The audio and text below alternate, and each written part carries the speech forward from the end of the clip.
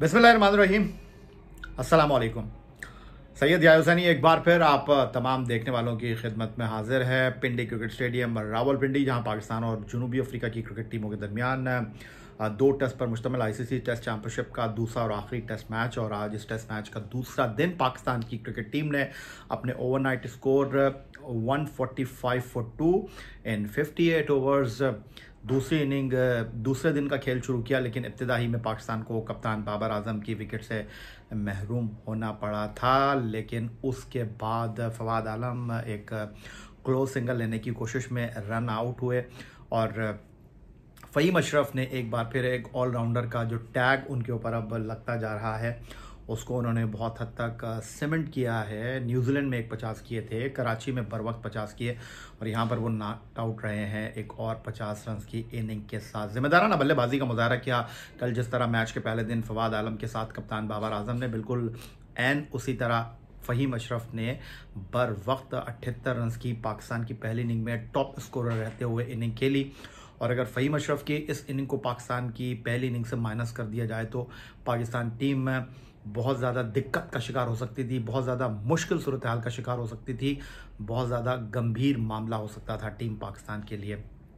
क्योंकि एक मरहले पर पाकिस्तान के कुछ 23-24 रन पर 3 खिलाड़ी आउट हो गए थे, और वहाँ से बाबर आजम और फवाद आलम ने टेक ओवर किया था सूरत हाल को, और उन्होंने बड़ी उम्दा बल्लेबाजी का मुजाहरा किया था। बट ओवरऑल अगर पाकिस्तान की पहली इनिंग को देखा जाए तो पाकिस्तान की पहली इनिंग 272 रन तक जनाब महदूद रही 114.3 ओवर की बल्लेबाजी के बाद। लेकिन जो सीरियस कंसर्न मेरा है वो यही है कि इस पिच के ऊपर, जहां ये कहा जा रहा है कि ये बिल्कुल डेड पिच है, जहां पर गेंद बैट्समैन के लिए ज़्यादा आसान है बनिस्बत बॉलर्स के, वहाँ पर पाकिस्तान के रन बनाने की औसत 2.37 रही। लेकिन अगर ओवरऑल हम देखें पाकिस्तान क्रिकेट के हालिया सिनेरियो को, हालिया अरसे में टीम पाकिस्तान की कारकर्दगी को, तो इसी अंदाज में पाकिस्तान टीम बाहर भी खेली है। और ये एक सीरियस मैटर है जिसको पाकिस्तान टीम मैनेजमेंट को टेक ओवर करना होगा, इस सूरत हाल को देखना होगा, इस मामले को जांचना होगा। क्योंकि अब टेस्ट क्रिकेट में पाकिस्तान टीम जिस अंदाज में खेल रही है, ये अंदाज बदलने की ज़रूरत है। आपको रन्स के बहाव को तेज़ करने की ज़रूरत है, स्कोर बोर्ड को चलाने की ज़रूरत है। और कल हमारे बैट्समैनों ने पहले दिन 58 ओवर्स के खेल में, जहां बारिश की वजह से पहले दिन का खेल मुकम्मल नहीं हुआ था, कुछ लगभग 145 रन किए थे। और आज 56 ओवर्स की बैटिंग में हमारे जो 7 खिलाड़ी हैं वो स्कोर में मज़ीद 127 रन का इजाफा करने के बाद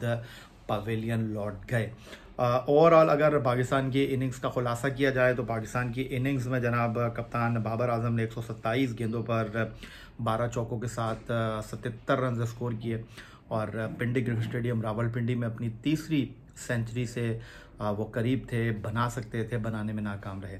फवाद आलम अच्छा खेले, उन्होंने एक अच्छी इनिंग खेली, कप्तान का साथ दिया, और फवाद आलम ने जनाब कप्तान के साथ चौथी विकेट पर स्कोर को न सिर्फ आगे बढ़ाया बल्कि 5 चौकों की मदद से 155 गेंदों पर वो 45 रन बनाकर एक क्लोज सिंगल लेने की कोशिश में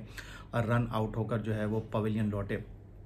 उसके बाद फ़हीम अशरफ बल्लेबाजी करने के लिए आते हैं, और मैं देख रहा था कि सोशल मीडिया पर कुछ लोग जो है वो इस मामले पर तहफ़्फ़ुज़ात का इज़हार कर रहे हैं कि क्यों जनाब फ़हीम अशरफ इतनी अच्छी कारकर्दगी के बावजूद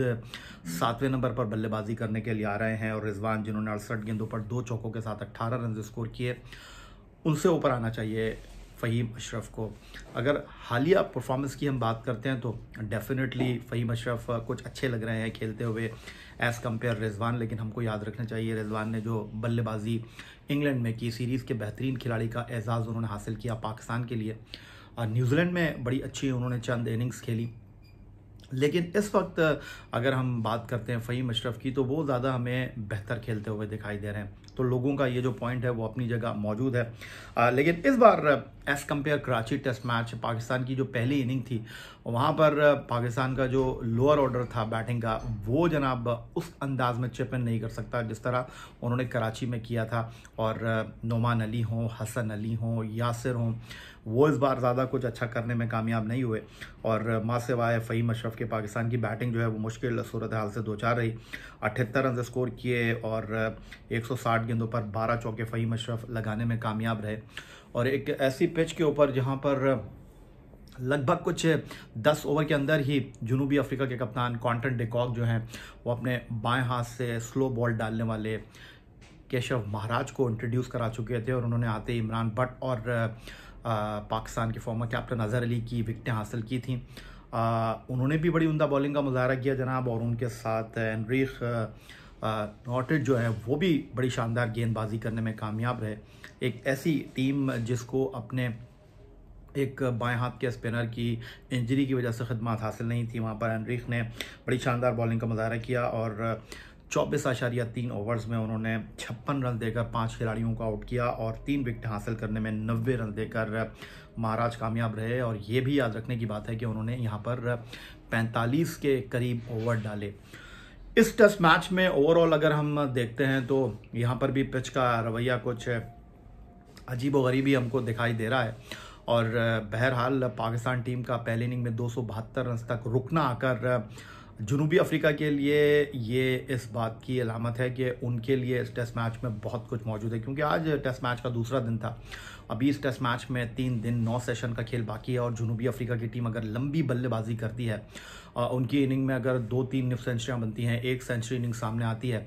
तो यकीनन वो पाकिस्तान के खिलाफ पहली इनिंग में कुछ 100-150 रन की बरतरी के साथ पाकिस्तान को तीसरी इनिंग में मुश्किल सूरत हाल से 2-4 कर सकते हैं, क्योंकि याद रहने वाली बात है कि यहाँ पर उनको चौथी इनिंग्स में बल्लेबाजी करनी है। तो ओपन है ये टेस्ट मैच। हसन अली ने अगरचे इब्तिदा में पाकिस्तान को 2 विकेटें दिलवा दी हैं, लेकिन अभी जनूबी अफ्रीका की बैटिंग इस टेस्ट मैच में बड़ी लंबी है, बाकी है। याद रखने वाली बात है कि जनूबी अफ्रीका के जो बाएं हाथ के स्पिनर हैं जिन्होंने बड़ी उम्दा बल्लेबाजी का कराची टेस्ट में मुजाहरा किया था, आई डोंट थिंक सो कि वो यहाँ पर बैटिंग करते हुए हमें दस्तयाब होंगे जनूबी अफ्रीका के लिए। उसके अलावा एक अपडेट जो आपको करनी थी वो ये जनाब कि पिंडी क्रिकेट स्टेडियम रावलपिंडी में एक मशकूक शख्स को जो है वो हिरासत में लिया गया है और पाकिस्तान क्रिकेट बोर्ड के एंटी करप्शन यूनिट ने इस हवाले से कार्रवाई की है। और हुआ कुछ इस तरह के डीजे के नाम पर कार्ड बनाया उस मुबैना बुकी जिसको कहा जा रहा है, और ड्यूरिंग टेस्ट मैच वो जनाब फ़ोन पर बात करता हुआ पाया गया। पाकिस्तान क्रिकेट बोर्ड के एंटी करप्शन यूनिट ने उसको मॉनिटर किया और उसके बाद पूरे दिन की कार्रवाई के बाद फिर उसके साथ जब बास्पोर्ट्स की गुफ्तगू की तो पता चला कि जनाब जो उनको घोटाला लग रहा था, जो उनको कंसर्न था, जो उनको तहफ़्फ़ुज़ात थे वो बिल्कुल दुरुस्त थे, क्योंकि वो शख्स बराह रास्त दुबई से टेलीफोन पर कनेक्ट था और वो जनाब वक्तन फ़वक्तन इस टेस्ट मैच की जो है वो अपडेट फ़ोन पर फराहम कर रहा था जिससे भी वो बात कर रहा था। और उसके बाद हुआ ये कि पाकिस्तान क्रिकेट बोर्ड के एंटी करप्शन यूनिट ने इस तमाम चीज़ों को देखने के बाद उस मुबैना बुकी को जो है वो FIA के हवाले कर दिया है। और ये जो बुकी का मामला है इसको कहते हैं पिच के हवाले से जो है वो मालूमात फराहम करना, और इस हवाले से पिच फिक्सिंग इसको कहते हैं कि जो भी मैच के दौरान हो रहा हो, क्योंकि सेटेलाइट के सिग्नल के साथ आप जो अपने टेलीविज़न स्क्रीन पर या बाकी ज़राए से यूट्यूब के ऊपर या फेसबुक के ऊपर मैच को लाइव देखते हैं, वो लाइव नहीं होता, वो कुछ सेकंड का उसमें डिले होता है। लेकिन वो शख्स जो था वो बराह रास्त मालूमात दे रहा था और अब इस हवाले से तहकीकात हो रही हैं और ऐसे मामला जो है वो इंटरनेशनल क्रिकेट काउंसिल के इवेंट्स में बहुत ज़्यादा रिपोर्ट होते रहे हैं। तो बहरहाल एक अच्छा इक़दाम पाकिस्तान क्रिकेट बोर्ड के एंटी करप्शन यूनिट के हवाले से ज़ीरो टॉलरेंस पॉलिसी की हम बात करते हैं और ये एक अच्छी लीड कह सकते हैं पाकिस्तान क्रिकेट बोर्ड के एंटी करप्शन यूनिट को, क्योंकि पाकिस्तान को न सिर्फ इसके बाद 3 T20 मैच खेलने हैं कदाफी स्टेडियम लाहौर में जनूबी अफ्रीका के साथ, बल्कि उसके अलावा पाकिस्तान क्रिकेट बोर्ड को होस्ट करना है Pakistan super league season 6 2021 Karachi and then Lahore में।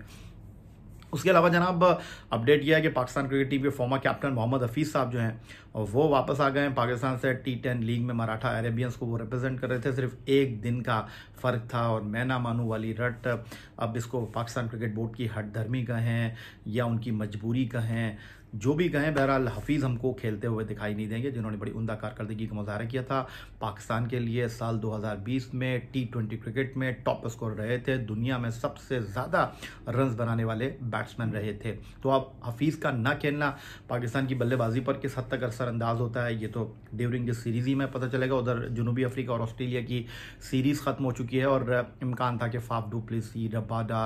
एनरिक, उसके अलावा कॉन्टन डिकॉक जो है वो T20 सीरीज़ के लिए स्टे करेंगे पाकिस्तान में, लेकिन जनूबी अफ्रीका के क्रिकेट बोर्ड ने कहा नहीं जी, आपको वापस आना है, और उनके खिलाड़ी जो है वो पाकिस्तान पहुंच चुके हैं। तो फ़िलहाल पाकिस्तान और जनूबी अफ्रीका के दरमियान ये टेस्ट मैच ओपन है, और इस टेस्ट मैच में अब अगर मैं ये कहूँ कि बॉल जनूबी अफ्रीका के कोर्ट में है, जनूबी अफ्रीका के बैट्समैन इस पहली इनिंग में